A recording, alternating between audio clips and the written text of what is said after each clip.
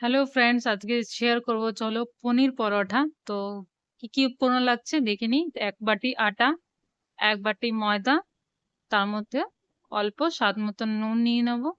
নিয়ে এর মধ্যে সাদা তেল দেব ময়ম করার জন্য। সাদা তেল দিয়ে ভালো করে ময়ম করে নিতে হবে। আর এরপরে আমি এখানে উষ্ণ গরম জল ব্যবহার করছি। তো জল দিয়ে নরমাল যেমন আমরা পরোটা বা রুটি যে করি ওরমভাবে মেখে নিতে হবে। তো বন্ধু হয়ে গেছে। আমি একটু তেল মাখিয়ে রেখে দেবো 10 মিনিটের জন্য রেস্টের জন্য। আর এখানে আমি 200 গ্রাম পনির নিয়ে নিচ্ছি, যেটাকে আমি গ্রেট করে নেবো এইভাবে। আর গ্রেট হয়ে গেলে এর মধ্যে পরে উপকরণ হলো স্বাদ মতন বিট নুন আর ধনেপাতা কুচি, কাঁচা লঙ্কা। তো বন্ধুরা, চ্যানেলে নতুন থাকলে অবশ্যই চ্যানেলটাকে সাবস্ক্রাইব করবে। আর কাঁচা লঙ্কা দেওয়ার পরে এরপরে আমি দেব চাট মসলা।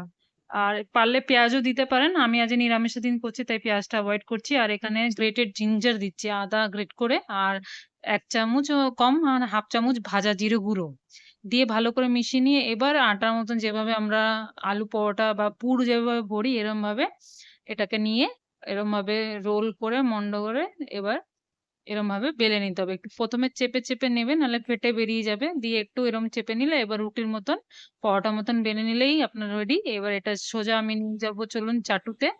চাটুতে মিডিয়াম আঁচে আমি এটা ফ্রাই করব। তো আমি সাদা তেল দিয়েই করছি, আপনারা ঘি দেশি ঘি যেটা আপনার বাটার দিয়ে করতে পারেন। আমি এখানে সাদা তেল দিয়ে এপিট ওপিট করে ভালো করে ভেজে নেব।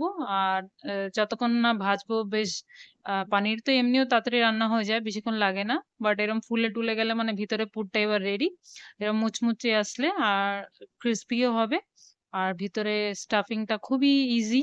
মানে এটা চটজলদি রান্না করতে পারো। যেদিন তোমাদের ইচ্ছা করছে না রান্না করতে, জলখাবার করতে, তখন এটা ব্যবহার করতে পারো। আশা করি ভালো লাগবে।